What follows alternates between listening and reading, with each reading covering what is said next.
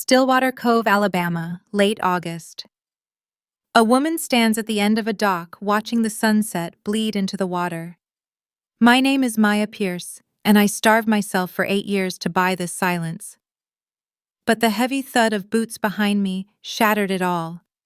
I didn't need to turn around to know my brother was there, holding a lawsuit like a weapon, with my parents standing behind him like a firing squad.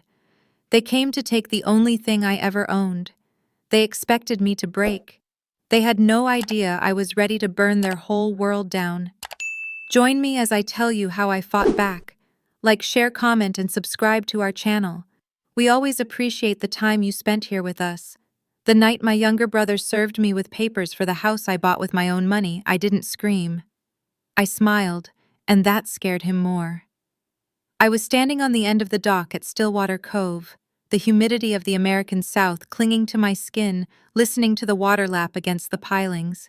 It was the sound of a dream I had chased for 8 grueling years. But the heavy thud of boots on the wood behind me shattered the peace. I didn't need to turn around to know who it was, but when I did, the sight of them made my stomach twist into a cold, hard knot. Caleb, my 29-year-old brother, stood there clutching a thick manila envelope like a weapon. Behind him, standing on the lush green lawn I had just mowed that morning, were my parents, Robert and Linda. They weren't looking at the sunset. They were looking at me, their faces set in a grim, unified mask of judgment.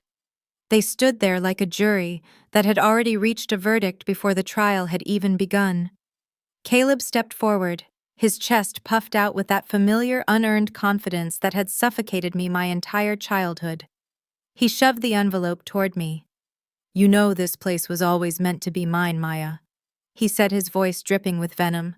"You're just squatting here until the courts fix your mistake." I took the envelope. It was heavy, a lawsuit summons. I looked past him at my mother, who dabbed her eyes with a tissue, and my father, who stared at the ground, refusing to meet my gaze. They had driven 3 hours not to congratulate me, but to ambush me. What they didn't know was that this dock, this house, and the truth were all about to ruin them. To understand why I didn't break down in tears right there, you have to understand the ghosts that lived in the Pierce family home long before I bought this lakehouse. I grew up in a small blue-collar town in Alabama, the kind of place where Friday night football is a religion and everyone knows your business before you do. On the surface, we were a normal family. We went to church potlucks, we had a tidy lawn, and my father worked hard at the mill. But inside those 4 walls, love was a limited resource and the economy was rigged. Caleb was the golden child, the miracle boy who could do no wrong.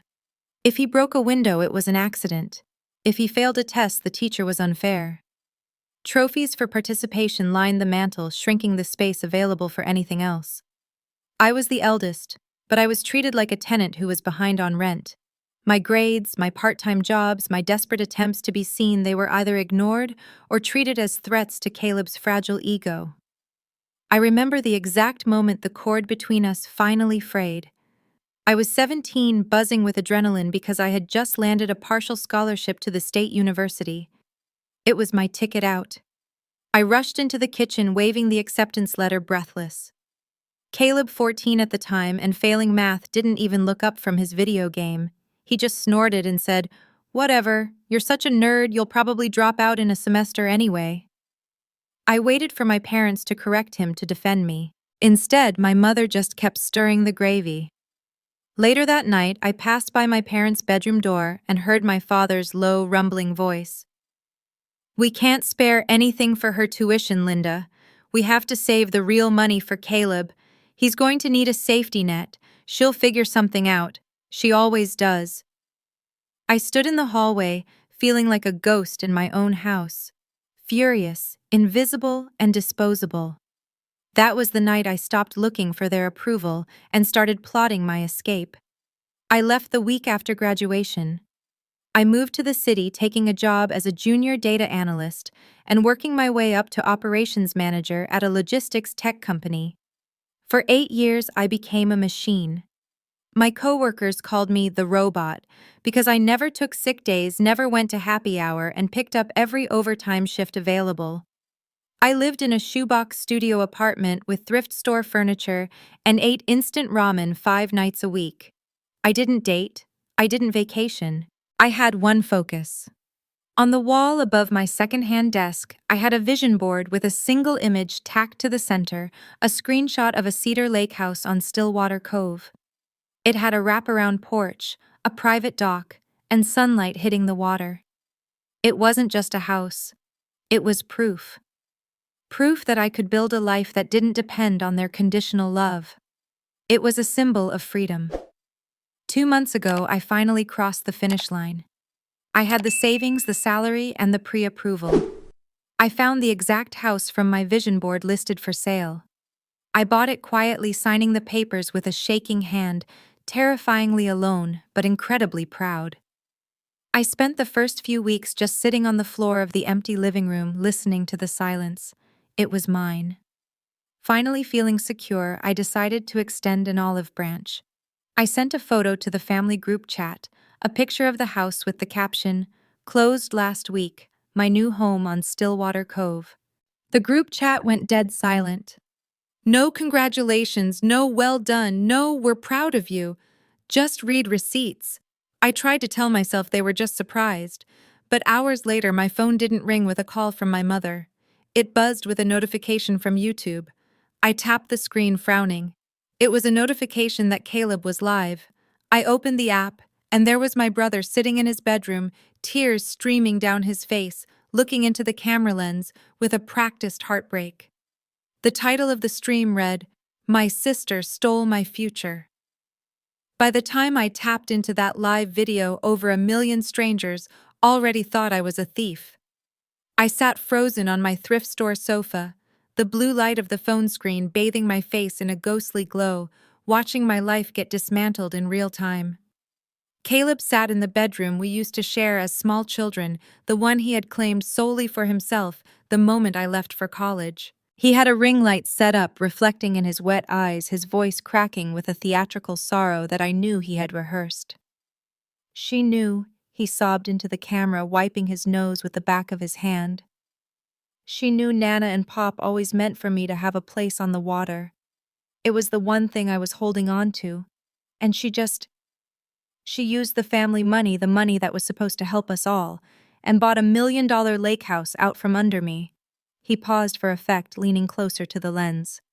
"She left me with nothing, you guys. My own sister." The chat sidebar was moving so fast, it was a blur of neon text, but individual comments jumped out at me like physical slaps. "Greedy witch. She deserves to lose everything. Someone find out where she works." Then the first link appeared, a direct link to the Zillow listing of my house, followed by my LinkedIn profile. My stomach dropped through the floor. I wasn't just being insulted, I was being hunted. The anger boiling beneath my humiliation was hot and sharp, but for that first night, fear was the driver. I didn't sleep. I waited by the phone, foolishly expecting my parents to call and tell me Caleb had lost his mind, that they were making him take it down. The silence stretched until dawn. When my phone finally rang the next morning, the caller ID showed the old landline number from my parents' house. I answered on the first ring, desperate. "Dad, have you seen what Caleb is?" His voice cut through mine, cold and unrecognizable. There was no warmth, no hello, just a flat business-like demand. "That house is Caleb's, Maya. You know it and I know it. Your grandparents always wanted him to have a place on the lake to settle down." I felt the blood drain from my face. "I bought it with my own salary, Dad. I have the pay stubs. I have the—" He interrupted again. "We have proof it was supposed to be his. Now you're going to sign the deed over to him by the end of the week, or we're going to sue you for everything you've got." My mother's voice came on the line, next teary, but laced with that familiar weaponized guilt. "Don't drag the family name through the mud, Maya. Just be a good daughter for once and give your brother what he deserves." The call ended with a click. I sat there trembling, not from fear anymore, but from a bone-deep grief. I realized then that they didn't see me as a daughter. I was just an asset to be liquidated for their golden boy. 2 weeks later, the digital threats turned physical. I drove up to the lakehouse on a Friday night, bringing my friend and coworker Lena Morris with me. I needed a witness, and I needed backup. Lena was the steady, loyal type who could diffuse any situation with a dry joke, but even she was quiet as we wound down the dark roads toward Stillwater Cove. It was peaceful, the crickets humming in the heavy air, until we pulled around the final bend of the driveway. My headlights swept across the front of the cabin and illuminated a figure in a dark hoodie kneeling at my front door. He was jamming something into the lock. "What the hell?"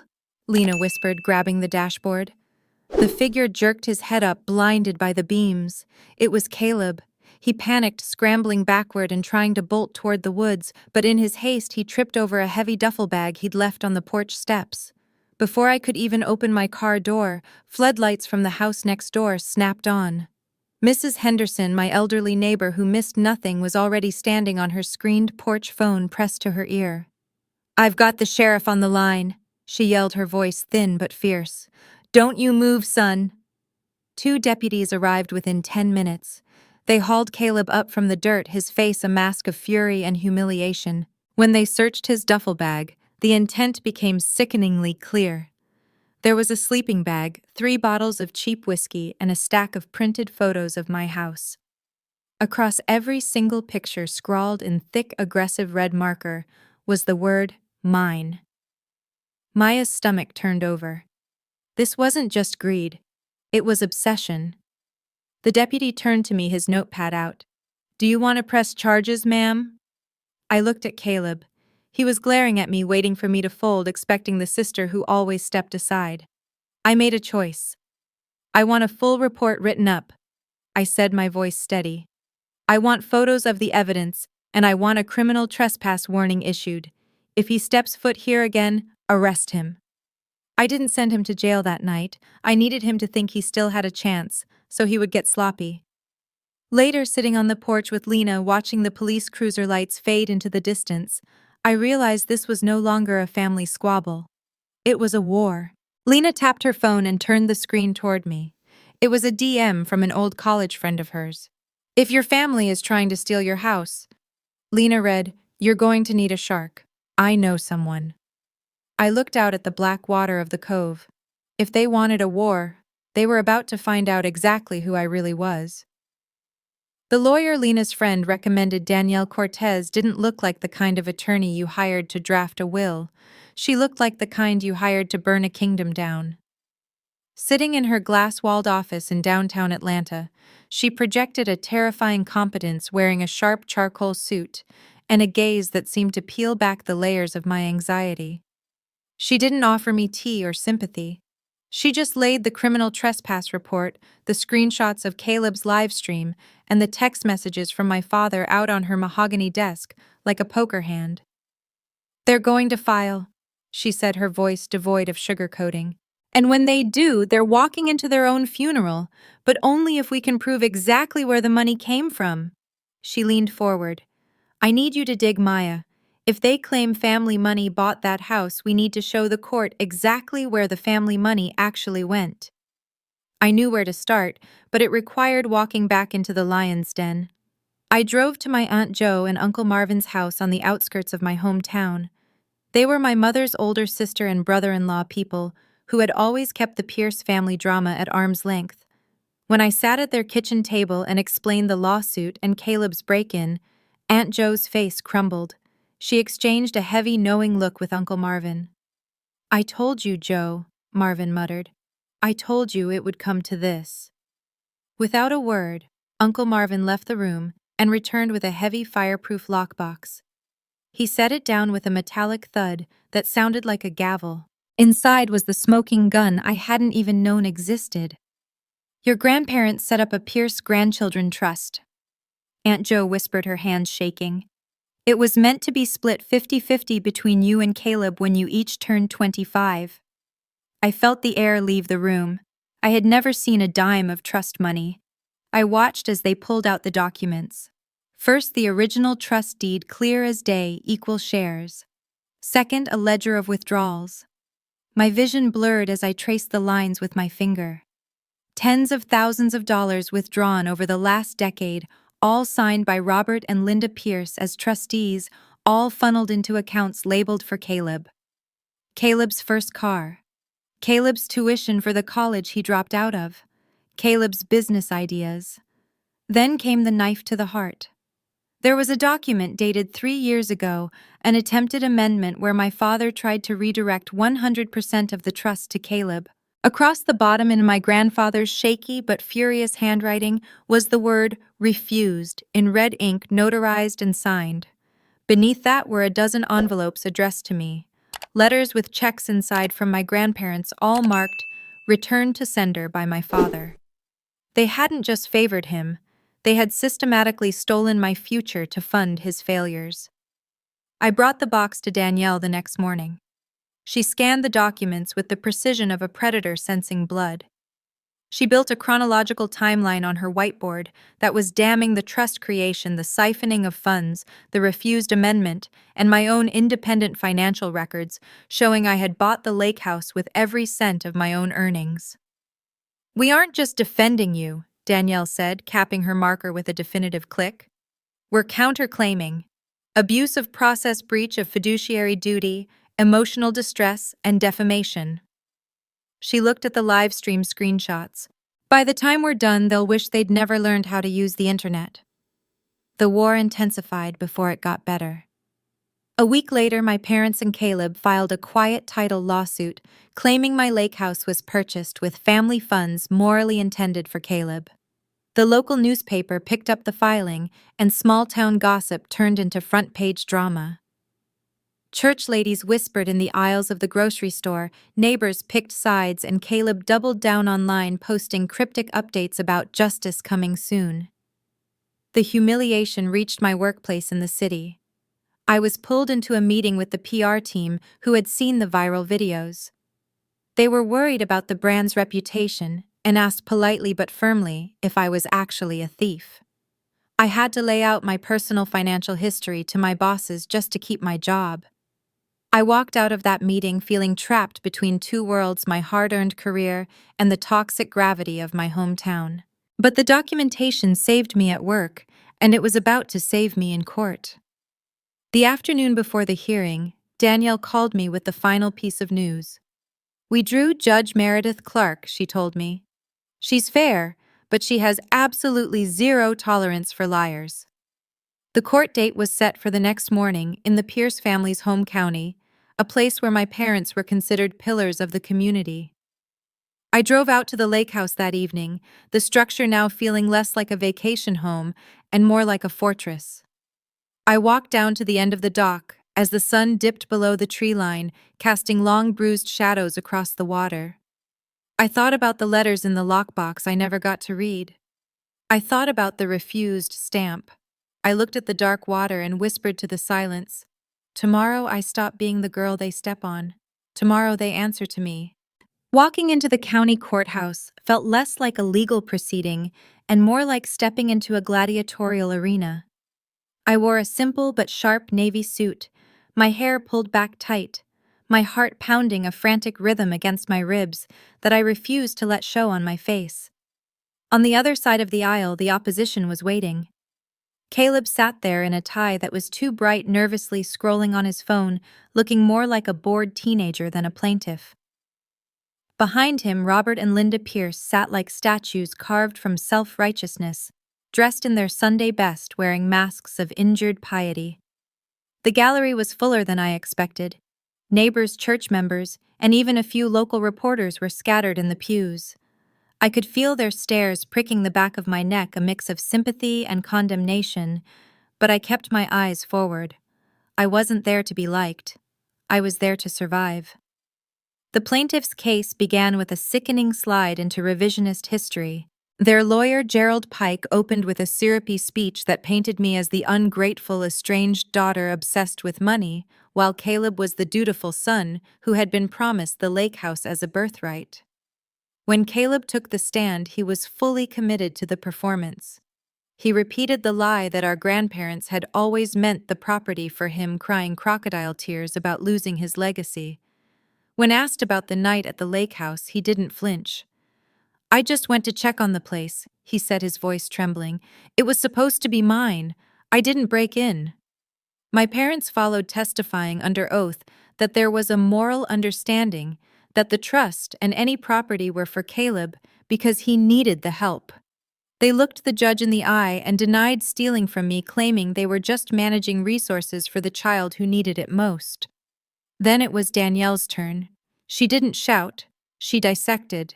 She started with Caleb. She projected the criminal trespass report and the photos of the duffel bag found in his possession onto the courtroom screen. "If you were just checking on the property, Mr. Pierce," she asked, her voice dangerously calm, "why did you have a bump key sleeping bag and whiskey? And why did you have photos of the house with mine scrawled across them?" Caleb stammered, his face flushing a deep, angry red, but he had no answer. Danielle then played muted clips of his viral live stream, contrasting his claims of poverty with the trust terms she was about to reveal. When my parents took the stand, the atmosphere in the room shifted from tense to suffocating. Danielle walked up to my father and laid the original trust document on the stand.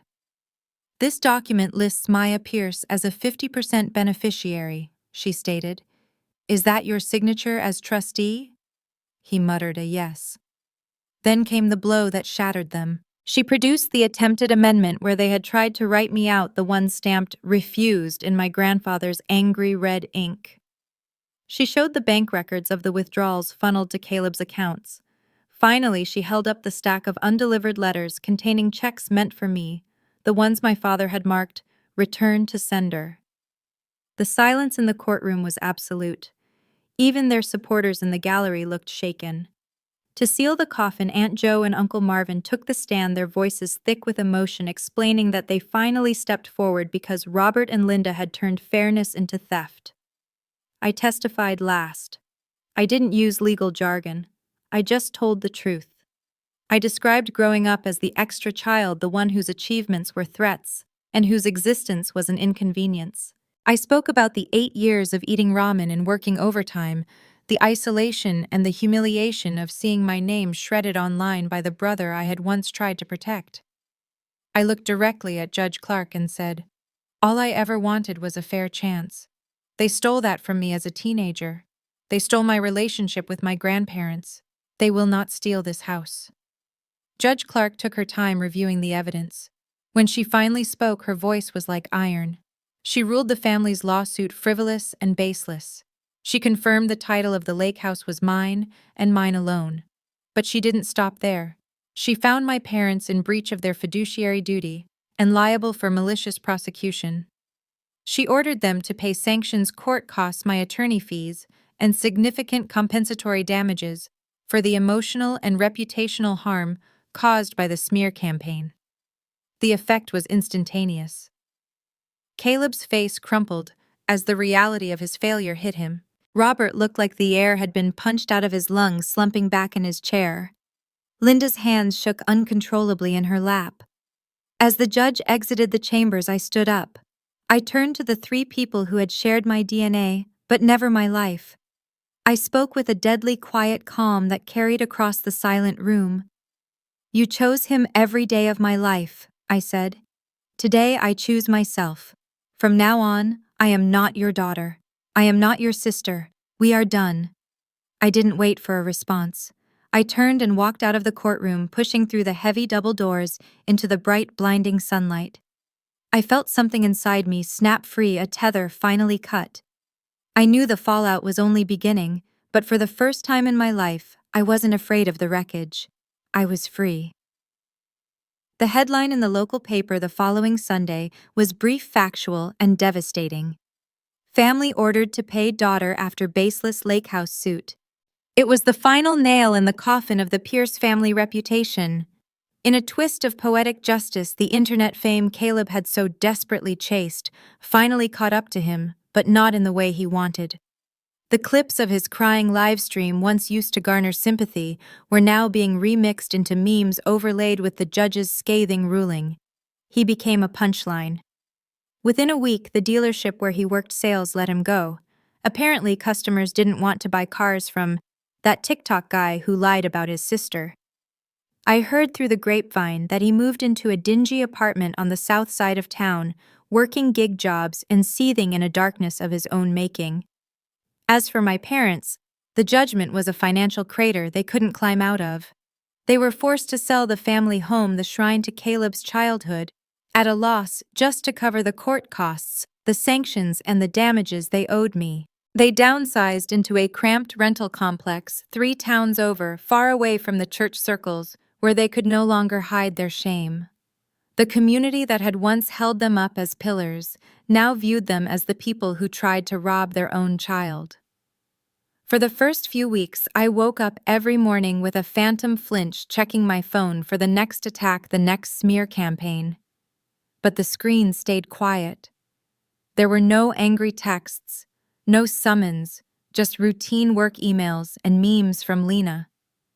The silence wasn't empty. It was peaceful. I started seeing a therapist who specialized in family trauma, unpicking the knots of guilt that had been tied in my stomach since I was 7 years old. We talked about the favoritism, the stolen opportunities, and my lifelong armored hyper-independence. "You aren't heartless for cutting them off, Maya," she told me during a breakthrough session. "You're protecting yourself.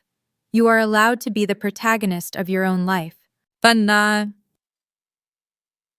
Slowly, the heavy cloak of obligation I had worn for decades began to unravel, replaced by a strange light sensation of self-respect. As the seasons shifted from the humidity of the trial to a crisp golden autumn, the lakehouse evolved. It stopped being a fortress to defend and became what I had always dreamed it would be, a sanctuary. I started hosting. Lena came up almost every weekend, bringing friends who filled the guest rooms with laughter. We had barbecues on the dock and late-night talks by the fire pit discussing everything and nothing.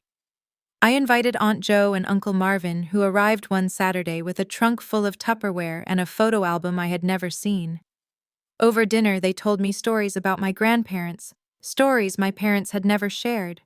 They spoke of Nana's fierce sense of fairness and Pop's hatred of bullies. "They would have been so proud of you," Aunt Jo said, squeezing my hand across the table. "They hated how Robert spoiled that boy. You have their spirit." I looked around the table at the faces illuminated by the firelight: Lena, my coworkers, my aunt and uncle. This was my new family. These were people who showed up, who chose me, and who celebrated my success without asking me to shrink so someone else could feel big. Even the town began to shift. I still had to go into the local grocery store occasionally, and while some people still muttered that blood is blood and family matters should stay private, the tide had turned. I was in the checkout line when an old high school teacher tapped me on the shoulder. "Good for you, Maya," she said quietly, nodding toward the magazines. "I wish I'd had your courage 20 years ago." My story had become a cautionary tale about the cost of greed and entitlement, but for the younger people in town it was something else. I was proof that you could break the cycle, burn the bridge, and still keep your integrity intact. The true ending of the story came on a warm evening in late summer. I was sitting on the end of my dock with a small group of my favorite people. The grill was smoking with cedar planks. Low music drifted from the porch speakers, and the sky was a bruised masterpiece of orange and purple. Lena raised a glass of wine, clinking it against mine. "To Maya," she said, smiling, "who built a home and a life no one can take from her." We drank and the conversation drifted away, leaving me in a moment of quiet solitude. I looked out at the water, thinking of the birthdays ignored, the trust money stolen, and the public humiliation I had endured. I thought about the little girl who hid in her room while her brother opened presents, wondering what she had done wrong. And then I looked at the woman reflected in the dark, still water of Stillwater Cove. My parents lost a daughter the day of that hearing. My brother lost his last victim, me. I walked out of that courtroom and into a life that finally belongs to me. The water doesn't ask who I was born to. It only reflects who I've become, and I like the woman I see. Maya finally found the peace she deserved on that dock, proving that sometimes the best family is the one you build yourself. If you enjoyed this story of justice and resilience, please hit that like button and subscribe for more. What would you have done in Maya's shoes? Let us know below. We read every single comment of your thoughts. Thank you for listening. This has been a story from Revenge Hour. We'll see you next time.